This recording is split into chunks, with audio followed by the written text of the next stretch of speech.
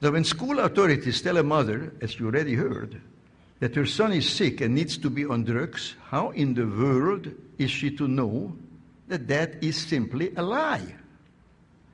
How is she to recognize that what experts now call attention deficit hyperactivity disorder is simply not a disease? Now, such a mother is not an expert in the history of psychiatry. She does not know that psychiatrists have, for hundreds of years, used diagnostic terms, so-called diagnostic terms, to stigmatize and control people. I will only give you a few dramatic examples. When black slaves in the South ran away to freedom, it wasn't that they wanted to be free. They suffered from a disease called drapetomania. From drapetes, runaway slave, and mania. I'm not making this up. This was a legitimate diagnosis, just like attention deficit disorder is.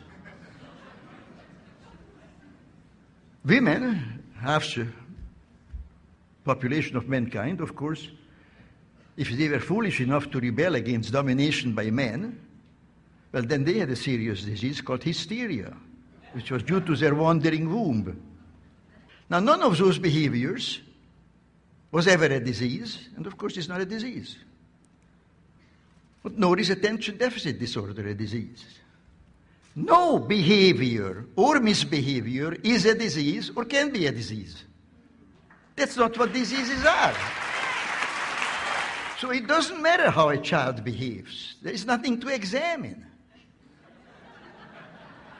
If he's sick, then there must be some objective science to it, which can be diagnosed by physicians and objective tests. That's why as soon as you go to a doctor, they take a lot of blood and take x-rays. They don't want to hear how you behave. When I went to medical school 60 years ago, there were only a handful of mental diseases. I think there were no more than 6 or 7. Now there are more than 300. And new ones are, quotes, discovered every day.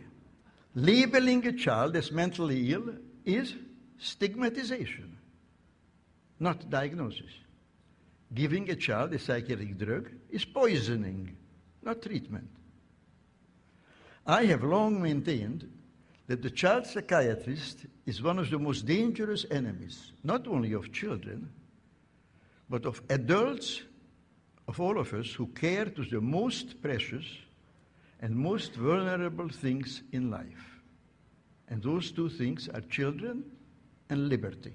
Now I ask again, how can parents protect their children from the therapeutic state, that is, from the alliance of government and psychiatry?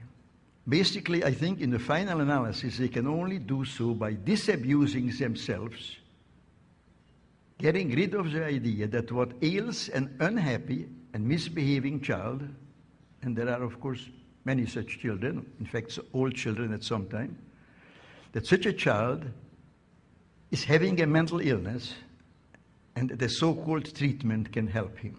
This is simply not so. Diseases are malfunctions of the human body, of the heart, the liver, the kidney, the brain, and so forth. Typhoid fever is a disease. You all know that? You don't question that. Spring fever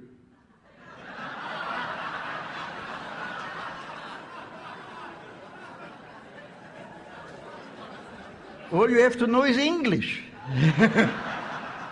Spring fever is not a disease.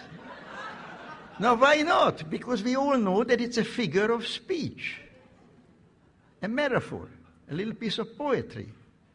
Now, so are all mental diseases. Mental disease is a metaphor.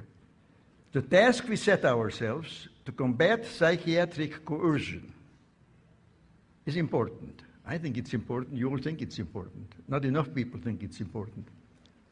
It's a noble task, a task in the pursuit of which we must, regardless of obstacles, persevere. Our conscience commands that we do no less.